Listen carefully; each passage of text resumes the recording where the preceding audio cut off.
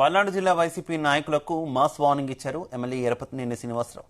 అధికారంలో ఉన్న టీడీపీ కార్యకర్తలు, పోలీసులపై వైసీపీ కార్యకర్తలు దాడులకు పాల్పడుతున్నారని, ఇది మంచి పద్ధతి కాదన్నారు. వైసీపీ కార్యకర్తలు పద్ధతులు మార్చుకోకుంటే మిమ్మల్ని ఆ దేవుడు కూడా కాపాడలేడంటూ హెచ్చరించారు. పిడుగురాలపట్నంలో ఎన్టీఆర్ భరోసా పెన్షన్ల కార్యక్రమంలో ఆయన పాల్గొన్నారు.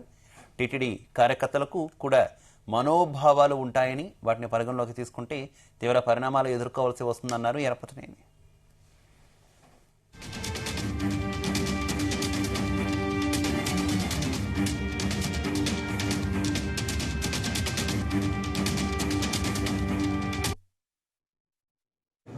తప్పొద్దని వైసీపీ వాళ్ళకి చెప్తున్నాను.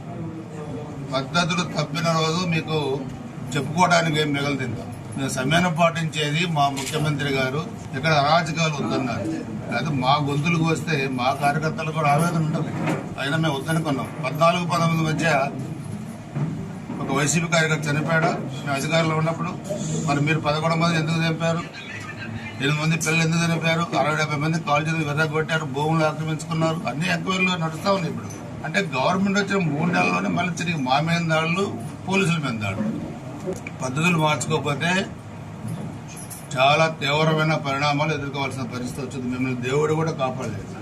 మళ్ళీ చెప్తున్నాను, ఎరపతినేని శ్రీనివాసరావు అని మంచికల్ శ్రీనివాసరావు తయారు చేద్దని చెప్పాను. మీరు ఆ పరిస్థితి రానివ్వకండి. వచ్చిన రోజు మీకు చెప్పుకోవడానికి ఏం మిగలదు కూడా. మళ్ళీ చెప్తున్నాను, మీడియా ముందు ఓపెన్ గా చెప్తున్నాను. పద్ధతులు మార్చుకోకపోతే మీకు వైసీపీ వాళ్ళకి మీకు చెప్పుకోవడానికి కూడా ఏం మిగలదు.